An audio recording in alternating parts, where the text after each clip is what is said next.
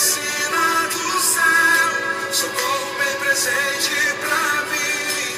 Um novo coração transplantou, já cancelou da cruz o meu fim.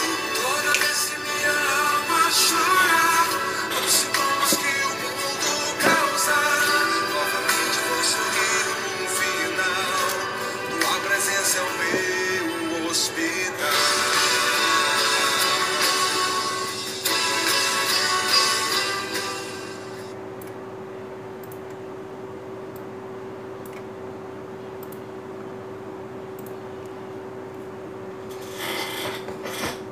Olá, irmãos, a graça e a paz de Jesus a todos vocês.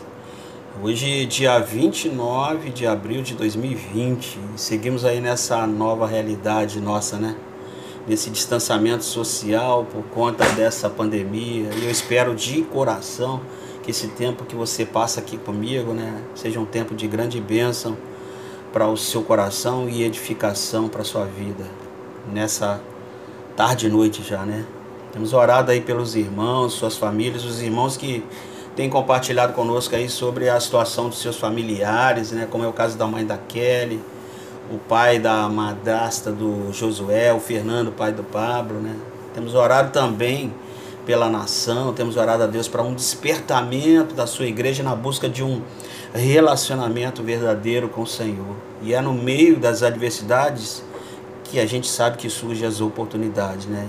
E esse é um tempo de oportunidade, de aproveitarmos para restaurarmos o relacionamento com Deus, de voltarmos aos braços do Pai, assim como fez o filho pródigo, né, na parábola que Jesus contou, né?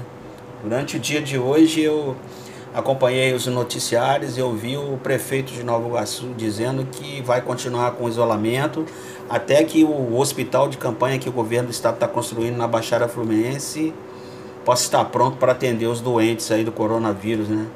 Somente quando este hospital estiver pronto é que ele vai começar a decidir quando é que ele vai liberar o pessoal do isolamento social, o povo, né? E ele estima que esse hospital só fique pronto lá para o final de maio.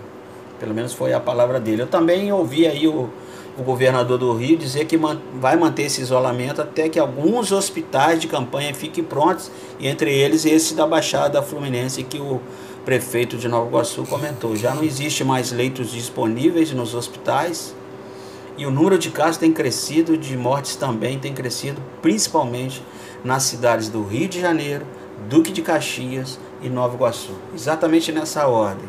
E isso é muito preocupante, né, irmãos?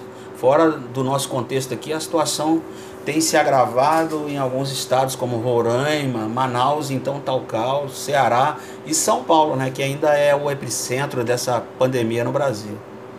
Mas não é tão somente notícias ruins, graças a Deus. Tempo também de notícias boas, né? E louvado seja o nosso Senhor por isso. Pois em alguns lugares a situação já está retornando à normalidade, especialmente nas cidades do interior de alguns estados, né? E isso traz muita alegria ao nosso coração, né? Num momento como esse, algo inusitado para todos nós, né, na verdade, né? E que nos deixa assim perplexo, né? E é natural diante dessas circunstâncias que, com tudo isso que está acontecendo, onde a gente fica com o coração apertado às vezes, e o fato de nós sermos cristãos não tirou de nós a nossa humanidade, né? Nós sofremos, nós temos ansiedade, nós temos dores, né? Momentos de angústias, momentos de temores, perplexidade, ansiedade, como eu falei. Porém, nós podemos nessa hora exercitar a nossa fé, a nossa confiança na soberania de Deus, no cuidado de Deus, no sustento dele para conosco, na presença dele em nós e no meio de nós, né? Na generosidade do Senhor. Temos que fazer a nossa parte também, né? A gente não pode esquecer disso, nas questões de nos cuidarmos, não nos expormos aos riscos, procurando manter o isolamento, manter os cuidados preventivos dentro das nossas possibilidades, obviamente, né? Porque tem gente que precisa sair para trabalhar, não tem jeito, né? Considerando que o problema aí está se agravando, né, irmãos? Então nós temos que ter prudência, nós temos que ser precavidos, é preciso ter prevenção, é preciso ter sabedoria e discernimento num momento como este. E como eu falei, esse é um tempo de oportunidade para todos nós. Eu quero compartilhar com você um texto da palavra de Deus que se encontra lá na carta aos Hebreus, essa carta ao qual não sabemos quem foi o real autor, né? Clemente de Alexandria, no final do 2º século, ele atribui ao apóstolo Paulo a sua autoria dessa carta aos Hebreus, né? Por conta das características semelhantes, não tantas, né? Não tanto assim, mas a forma como Paulo escrevia.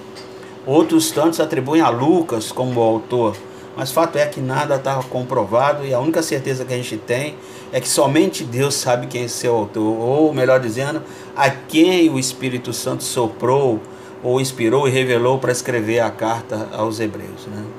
Então, acompanhe comigo aí na sua Bíblia, Hebreus, capítulo 13 de Hebreus, o último capítulo, versículo 16, diz assim a palavra do Senhor: não se esqueçam de fazer o bem e de repartir com os outros o que vocês têm, pois de tais sacrifícios Deus se agrada.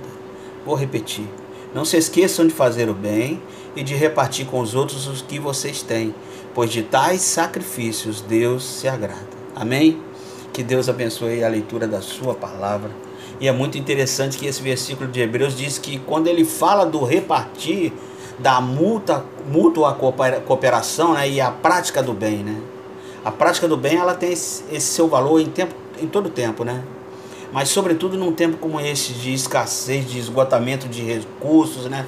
Onde uma grande parcela da nossa sociedade já não tem reserva suficiente para passar por um problema deste tamanho, desse isolamento social, onde a maioria de nós, né, depende de sair de casa para trabalhar, para poder trazer o pão, trazer o alimento para sua casa, para sua mesa, né? Essa é a hora de colocarmos então em prática a nossa fé em Deus e principalmente o nosso amor ao próximo, né? Mútua cooperação significa que eu preciso ver o que o meu irmão está precisando. O que ele está precisando realmente? Ele precisa de remédio? É de roupa? É de comida? Que tipo de assistência, de ajuda, de socorro ele está precisando? Então cada um de nós, dentro das nossas possibilidades, devemos fazer isso. E essa prática do bem, ela nos fortalece ainda mais, irmãos. Fortalece a nossa fé, fortalece a nossa relação com Deus, nos edifica. É nesse sentido que a Bíblia nos ensina que quando alguém está necessitado de roupa, de comida, não adianta apenas eu dizer palavras como, por exemplo, Deus te abençoe, vá em paz, coisas desse tipo. Não é isso, essa palavra precisa ser acompanhada da prática, de um gesto prático, né? De uma atitude real, de uma demonstração efetiva do nosso compromisso com Deus e do nosso amor ao próximo. Jesus afirmou isso quando ele próprio diz: com isso todos saberão que vocês são meus discípulos, se vocês se amarem uns aos outros. Está lá em João, capítulo 3, verso 35. Com isso todos saberão que vocês são meus discípulos, se vocês amarem uns aos outros. João 13, 35. É claro que nós temos esses níveis de assistência, né? Primeiro, a Bíblia diz que eu preciso assistir a minha família, né? Se você não cuida da sua família, a Bíblia diz que é como se você fosse uma pessoa pior do que um incrédulo, porque o incrédulo, ele não crê em Deus, mas ele ama a sua família, ele cuida da sua família. Então, primeiro, a nível de assistência tem que ser a nossa casa, nossa família, nossa parentela. Segundo, os domésticos da fé. Diz a Bíblia que temos que fazer o bem a todos, especialmente aos domésticos da fé, os irmãos que fazem parte da sua igreja, da nossa igreja, da igreja de Marcos 2. Os irmãos em Cristo, eles precisam se ajudar mutuamente, né? A cooperar mutuamente para que não falte assistência, pão sobre a mesa, para que as pessoas possam ter vida digna e passar por essa crise sem a falta das coisas absolutamente necessárias, né? Mas a Bíblia nos ensina, inclusive, a ir além, né? Fazer o bem a todos indistintamente, diz a Bíblia, indistintamente de credo, de posição social, de raça, e é muito importante a gente entender isso. Hoje pela manhã eu estava lendo a Bíblia lá no Gênesis, o Bereshit, né, no capítulo 10, que conta o momento em que os filhos de Noé, Sem, Cã e Jafé, estão repovoando a terra, né? E a partir dele as nações vão se espalhando, e o texto faz menção de 70 famílias, 70 nações que vão se espalhando pelo mundo afora e repovoando a terra. E é um fato curioso que elas têm o mesmo tronco, né? Saíram tudo de um mesmo tronco, de uma única raiz. Em outras palavras, todas as nações são irmãs. E é assim que devemos ver. É muito triste quando você percebe, por exemplo, uma nação querendo ser melhor que a outra, uma nação olhando para a outra com ar de superioridade. A gente tem visto isso agora, né? Ou nações que olham as outras como inimigas, né? Nós devemos ter esse senso de entender que todos nós estamos ligados por um mesmo tronco, uma mesma raiz. Diz o apóstolo Paulo, lá em Atos capítulo 17, 26, que de um só Deus fez todas as nações da terra, todas as famílias da terra. Então, nós precisamos ter essa compreensão de solidariedade e da fraternidade entre as nações e entre os povos. Gastar menos dinheiro com armas, por exemplo, e investir mais em recursos para gerar e manter a vida. Isso seria tão bom se as nações pudessem compreender essa verdade aqui, que nós todos estamos unidos e nós temos um laço único, porque procedemos de um tronco único, de uma única raiz, pois todos viemos viemos das próprias mãos de Deus, que nos criou a sua imagem e a sua semelhança. A Bíblia ainda dá um passo além. Ela nos ensina a socorrer os nossos inimigos. É isso, irmão. Paulo, escrevendo a sua carta aos Romanos, no capítulo 2, diz que se o teu inimigo tiver fome, você faz o quê? Dá ele de comer. Se ele tiver sede, você faz o quê? Dá ele de beber. Nós não devemos ser vencidos pelo mal, mas vencer o mal com o bem. Não se ataca o mal com o mal, não se ataca a violência com a violência, não se paga na mesma moeda. Tem gente que vai olhar lá os salmos lá atrás, né, dizer que é dente por dente, olho por olho, né? Não é bem assim. Mesmo que as pessoas tenham sido hostis a você, falando mal de você, perseguindo você, você devolve com o quê? Com amor, com cuidado, com zelo, com compaixão, com benignidade, com generosidade. É assim que nós avançamos, nós que somos a igreja do Senhor, nós que somos templo do Espírito que habita em nós, diz a Bíblia. É assim que o Evangelho vence, é pelo poder do amor do Senhor em nós. Quando você ama, você vence o inimigo, não destruindo o inimigo, mas fazendo dele um amigo, se convertendo, fazendo com ele que se converta, né? Assim como um dia nós que éramos talvez inimigos do Evangelho, nos convertemos aos pés de Jesus. Porque aí você demonstra a ele o amor de Deus, e o amor de Deus constrange os corações.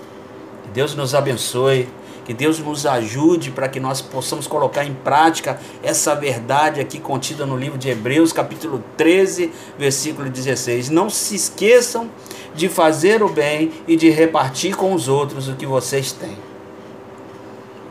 A prática do bem, irmãos, é uma coisa contínua, é uma coisa constante, permanente, e a mútua cooperação também. É hora de nos ajudarmos uns aos outros, estendendo as mãos, né, um para com os outros, de estender, de entender que a dor do outro é a sua dor, de que a vitória do outro é a sua vitória. E o texto conclui dizendo: pois de tais sacrifícios Deus se agrada. Deus tem prazer quando você tem um coração generoso e reconhece que tudo aquilo que você recebeu dele não é apenas para você usufruir, mas é também para você repartir, para você demonstrar generosidade. A Bíblia diz que quando os homens virem as suas boas obras, eles vão glorificar a Deus que está nos céus. Então, que Deus te abençoe, que Deus abençoe sua casa, que Deus abençoe a sua família, e que você tenha uma noite agradável, de descanso, de serenidade, colocando toda a sua ansiedade aos pés do Senhor Jesus, e viver em paz com a sua família, na presença de Deus, desfrutando da paz de Deus em seu coração. Que Deus te abençoe e te guarde sempre. Em nome de Jesus. Amém.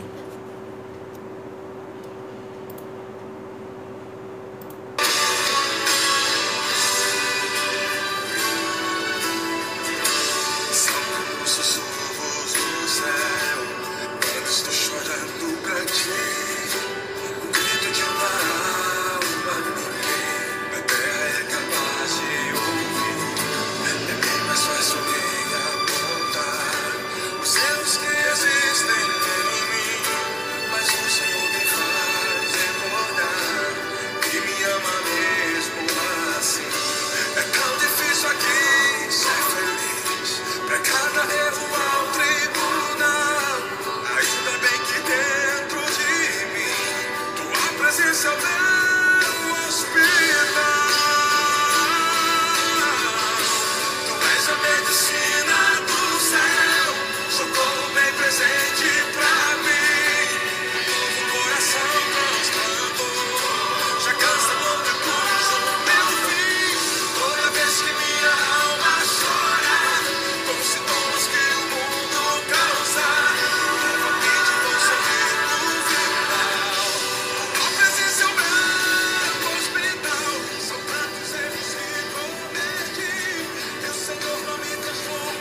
não se esqueçam de fazer o bem e de repartir com os outros o que vocês têm, pois de tais sacrifícios Deus se agrada. Que Deus te abençoe.